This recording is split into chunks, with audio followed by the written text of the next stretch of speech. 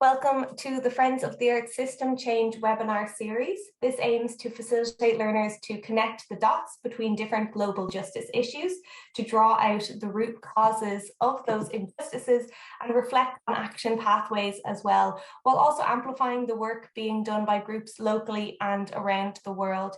And today we're focusing on food systems in relation to climate justice with Annelies Schorpion. Annelies worked for many years for the peasant movement La Via Campesina, which was her political school. She now works as program coordinator for food, agriculture, biodiversity, and resource justice at Friends of the Earth Europe. She believes in social movements as engines of system change. She is especially interested in how actions can be a mirror of the world that we want to build. So I'll now pass over to Annelies to tell us about why and how we can take action to bring about that world. Thank you so much for joining us, Annelies. Thanks a lot for the invitation. It's my first time webinar online, so yeah, I hope this will be interesting and that this will work. So yeah, thanks for the invitation. I'm going to share my screen so I can show you a little bit the structure of what I will be talking about. So let's see. So yeah, so I think Evelyn already kindly introduced me, so I'm not going to talk on this. I want to about myself. I want to talk a little bit about the connection between food sovereignty and climate justice and how they can reinforce each other. So we are now in the intro, which is clear. I would like a little bit about the industrial food system and how that obviously connects also with the climate crisis. I would like to present a little bit and talk a little bit about food sovereignty, and also what would that then actually mean and what does Friends of Europe do, just to give some inspiration. I put then a short piece on system change and solutions checker. This is, kind of a discussion on what are the false solutions and the real ones that we propose, and then a short few minutes on the connection between food sovereignty and climate justice, and then I think there are some time for Q&A or maybe more discussion, and I share a slide with some resources as well. I think I won't be looking at the chat, so if there's something, I guess Evelyn will do that, and then she can let me know. So yeah, this is what I have prepared for today. So I think we will start with the industrial food system. So this is one of the, I think if we would have to phrase or frame the current problem, I think in Friends of the Earth and also in the food sovereignty movement, we frame it as a problem of models of production and processing and consumption. So we distinguish very much between two models, between the industrial food system and between a more sustainable, local, traditional, organic food system. And this is this industrialization is sometimes presented as something global, something that happens all around the world, but it's actually something that is really very typical of the West, so of Western Europe, Northern America, and this model is of course very much linked to capitalism, to neoliberalism, and it is still being pushed on other countries by, for example, the European Union. So, for example, one of the criteria to enter the European Union is to say that you have a little amount of farmers in your country. So it's seen as something negative if you have more than 10% of farming population, for example. This is pushed by trade policies. This is pushed also through development aid. So you will make your farming sector more efficient by using these corporate seeds. You will do training of farmers on how to use fertilizers. So this Even some NGOs are in this industrial farming and food processing logic, and they are also exporting this industrial food and farming model towards regions in the world where it's not so present and not so dominant. So this is, I think, something important also when we look at the justice perspective and we look at who is affected by climate change and who is also now being pushed into adopting a model that has actually shown already that it doesn't work for people or for nature. There are a lot of arguments used to promote this model. In general, they're related to, for example, world food security. We have to feed the people, presenting the quantity of food as the reason why people are not fed. So they are not fed because of access to food, because of power relations in the food chain, much more than because of not having produced enough. But this feeding the world narrative is very much used to export this model. Another argument is cost effectiveness. So it's presented as efficient, as good value for money, whereas I think in general, the real costs of this model are now put on society in pollution of our water systems, health issues that might occur. So this, cost effectiveness is very much questionable. Technology is also a key part of this model. So the belief that technology will fix all of our problems related to food and farming, may they be new GMOs, precision farming. It's often technologies that are also promoted and owned by corporations. It is very much linked to a free market ideology.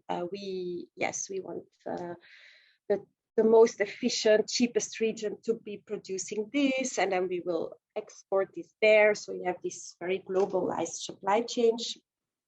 And this model is also often presented as the only valid option to produce and supply food. So it's presented as the only way, as the traditional way. And in Europe, we are often also doing this ourselves, especially when we are working with an urban background. We often also think that our way of going to the supermarket, getting food is the way for the whole of the world, and this is actually also not true. So small-scale food producers still provide most of the food in the world, and many regions in the world are not at all yet so dragged into this industrial system, which is good and part of it can give us hope also knowing this, I think.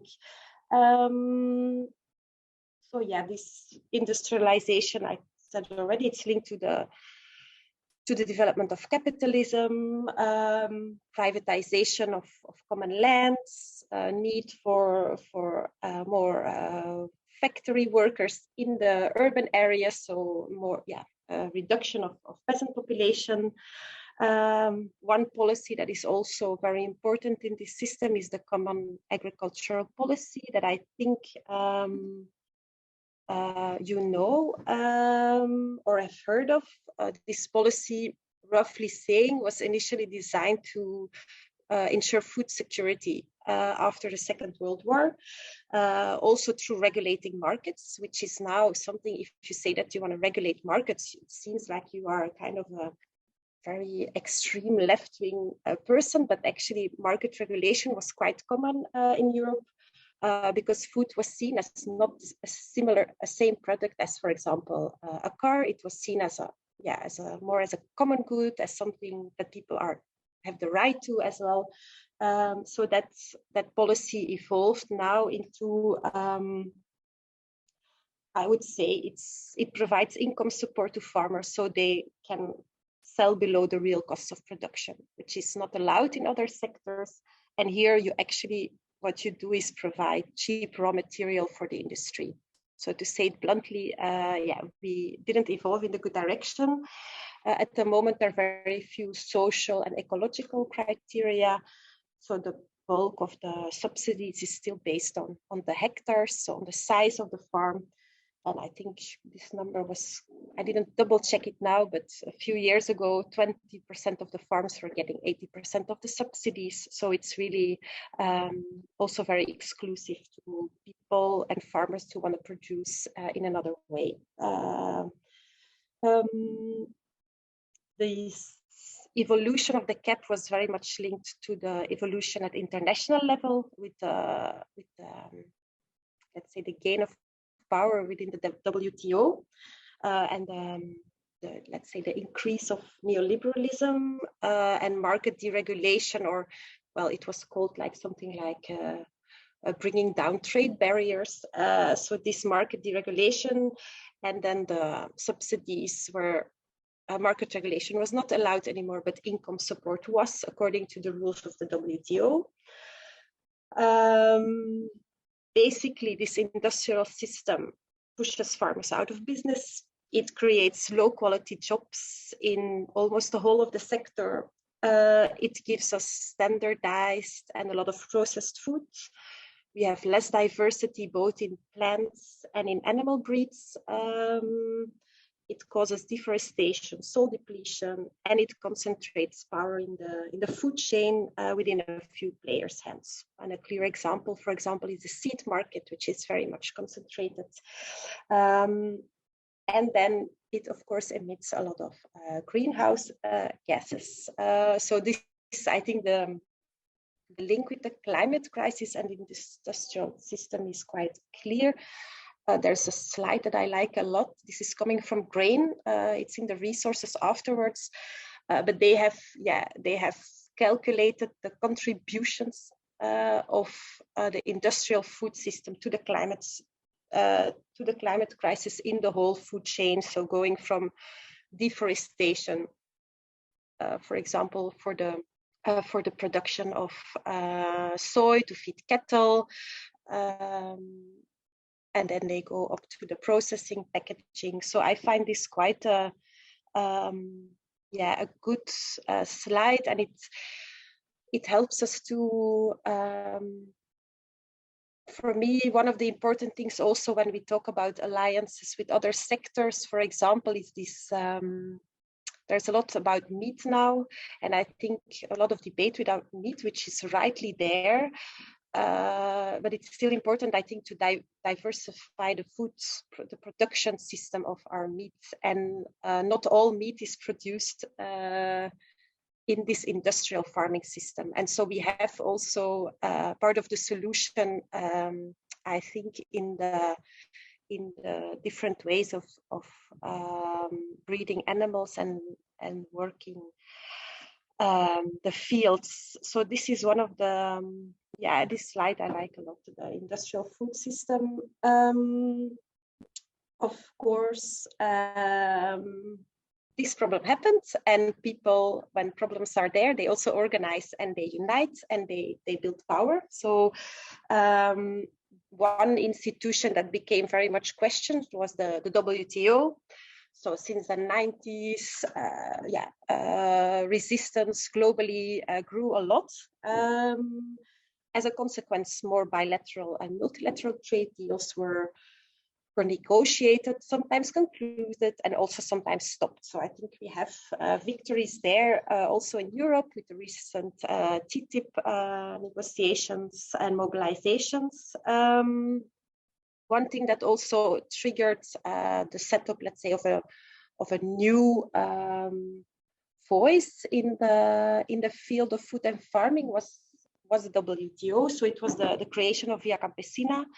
So Via Campesina is an international peasant movement that started in the beginning of the 90s because small-scale farmers wanted to have their own voice, to be speaking in the international scene, to be negotiating, to be strategizing, and they didn't want to have only NGOs speaking on behalf of them. I think this is also very interesting in the link with climate justice, like who speaks on behalf of whom, whose voices are heard and whose voices are not heard. So I think this, the creation of Via Campesina, for me, it's a milestone. And then a few years later, also the term food sovereignty as the, let's say, the banner or the main principle, the main vision of Via Campesina was put forward. So I put here a definition. This definition is, of course, not something to be studied by heart or to be learned. But it is for me important to know that this came out of discussions among farmers' movements, among people who are affected by the current problems and who are also trying to find solutions on the ground. So in this sense, for me, food sovereignty is very different than other ways of doing sustainable agriculture or other ways of wanting to change the food system. Yeah, I find it quite amazing that you have this goal that is put forward by farmers' movements themselves. I think one other milestone for the movement was the food sovereignty in the food sovereignty gathering called Nyeleni that happened in 2007 in Mali. This is where the movement joined with other producers movement, fisher folk, pastoralists, environmental NGOs. I'm going to get Joe. We're going into town. He's going to say. Okay. So this forum brought together different food producers movements, feminist movements, youth movements, environmental NGOs.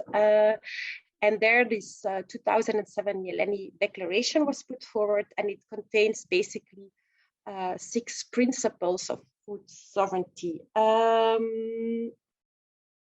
I put a link later to the Nyeleni work. So this is, I think those are valuable principles when we are analyzing sometimes solutions or policy proposals. So food sovereignty focuses on food for people. So that means there is priority on this based on producing fuel or producing energy. This is it values food providers. So that's not only people who own land, who are farmers, but also people who work in the processing sector. How it's meant to be empowering for people in the system and not patronizing. It's also linked to technology. It's not against technology, but it is the question of in whose hands is this technology? Who is it benefiting to? Is it sharing control across the food chain, or is it concentrating more power in the food chain? And then, of course, the working with nature and not against it. So this is a different. I think it's sometimes difficult in Europe to grasp it, or especially when we are in an urban background, this kind of working with nature and how you relate to nature, how you see yourself more as a caretaker and someone who provides food for a community than an entrepreneur, for example. One thing that I think is very important is that food sovereignty takes a more rights-based approach to food and food systems. So it's both for the people who are in this system. People have rights. Also, food should be a right and not just a commodity as any other. And also, nature in a way has rights. And we are now in a system where this has become all about monetary transactions, about privatization, financialization, and it's taking us really, not in the good direction. This Nyeleni 2007 big forum where different sectors came together, it then also later translated in a lot of more regional alliances. So Friends of the Earth were also working in this. And I think in Friends of the Earth, we really want to keep this cross-sectoral approach to food and farming, even if it's not always the easiest approach. It's sometimes more easy to stay among environmental organizations, but we actually think that we are more powerful and more impactful if we join forces across the whole sector in food and farming. Food sovereignty is, of course, quite ambitious. It's not something that we will probably reach tomorrow or in next year. I like it a lot because it gives us a long-term direction. It gives us a path to go to, and it doesn't mean that we don't do some day-to-day advocacy or campaigning, but it gives us a vision of what the future could look like and how beautiful that could be if we work together to achieve this. Another term that is often put forward as a solution is agroecology. Agroecology came a little bit later in the farmers' movement, but I think it has now also managed to make a lot of people enthusiastic and give hope. What is important, I put here a definition, there are many definitions out there, I don't want to say this is their only right one, but just what I find important about this one is the idea of a paradigm shift, and that it's social, political, productive, and economic. So it's not just about different farming techniques or about farmers changing their behavior. It's really about different public policies about food and farming. It is about changing the relations in the farm with the workers, with often people in the household who are working also on the farm. So it's more like a direction to go in. It's not something that you can tick off and say, now I've achieved agroecology.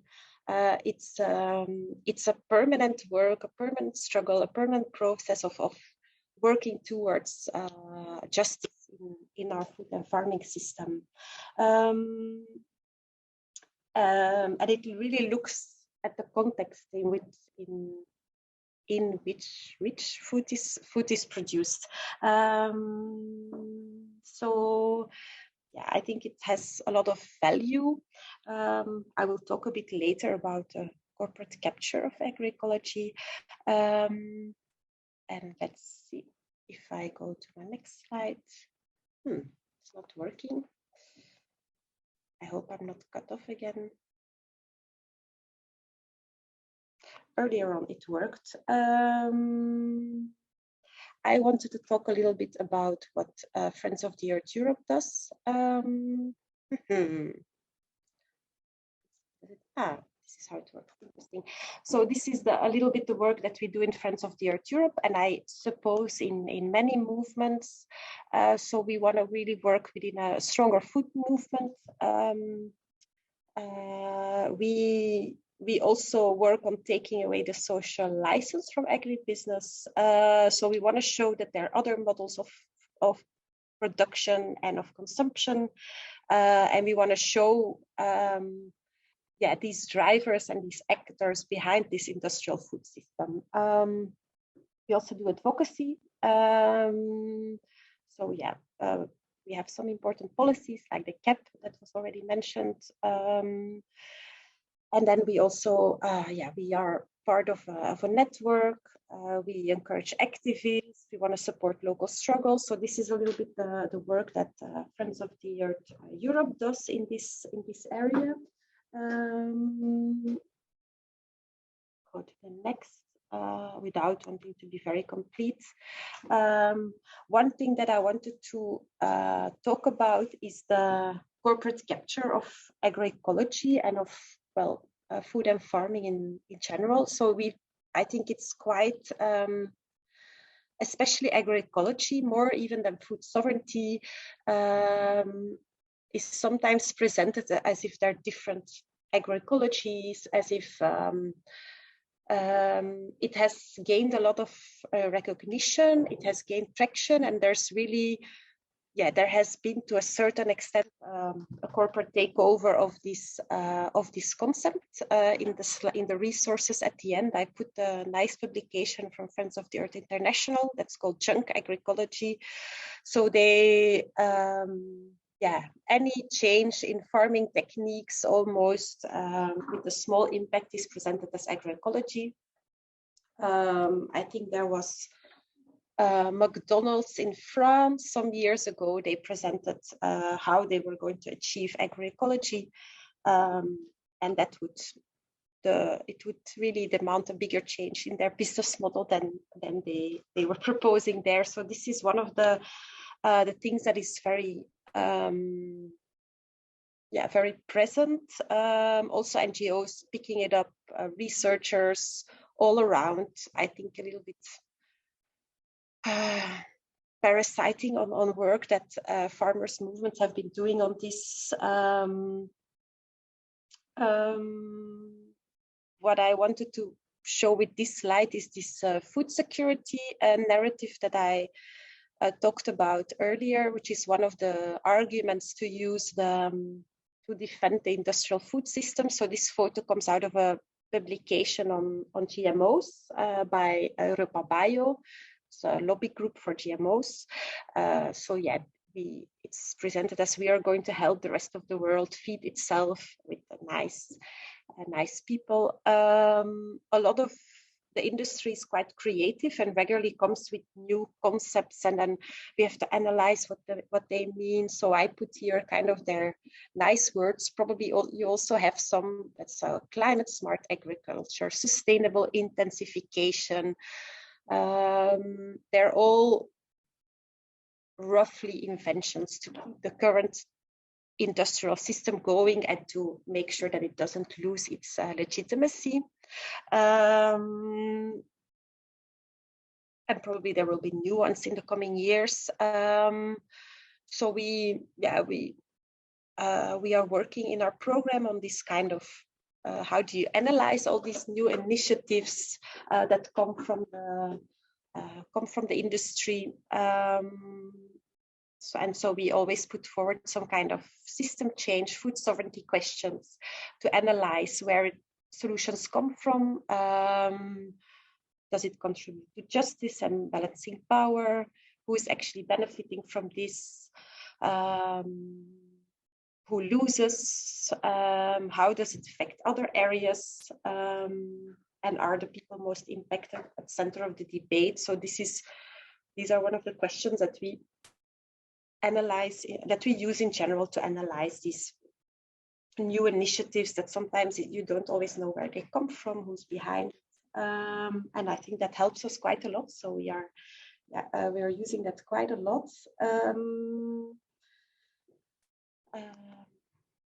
These are already the links. What I wanted to talk a little bit more about is about the link between climate justice and the food sovereignty movements.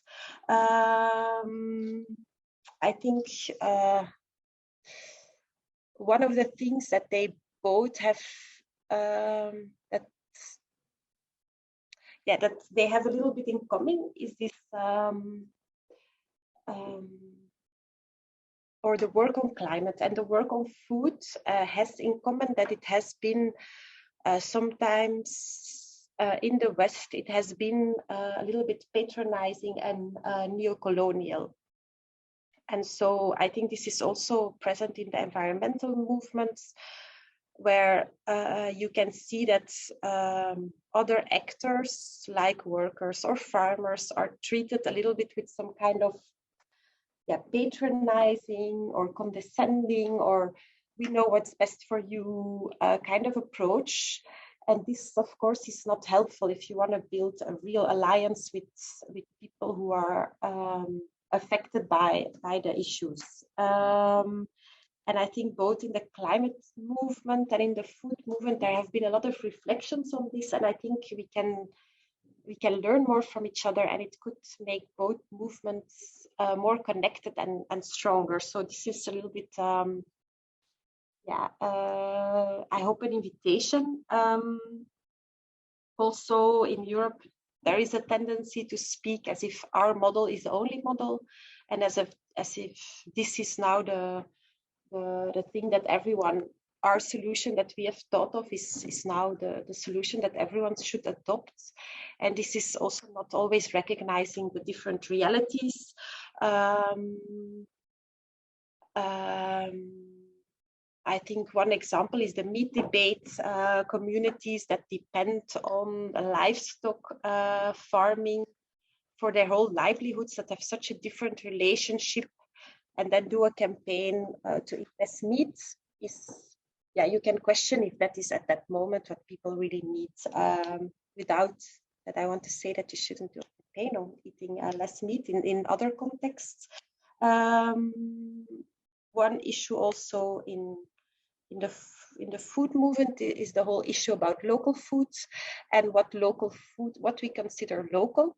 To what extent are potatoes local? I'm Flemish Belgian, so our national dish are French fries. Yeah, to what extent are they local?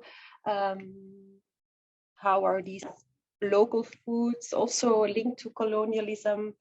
And also we have local foods that we think are important to keep local, and we have other kinds of food that we have very much accepted that they're imported. So for people with a migration background, this can be very different. So this, it's good to be aware of this local food narrative sometimes, that it can be also exclusive. I think both food sovereignty and the climate justice movement have learned a lot on this, on making it more intersectional, less exclusive.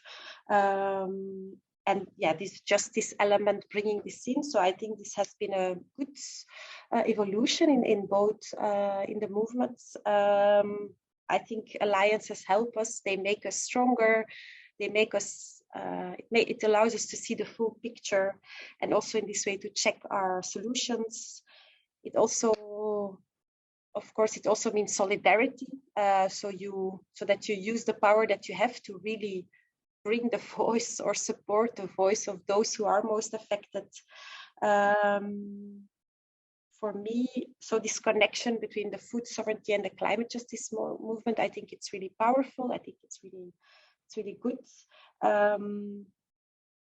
I wanted to transmit here some enthusiasm about the food sovereignty movement and about food sovereignty as a goal to work towards too. I think it's really powerful how it came about, how it's alive and supported by so many different movements on the ground. So I hope I have transmitted this a little bit.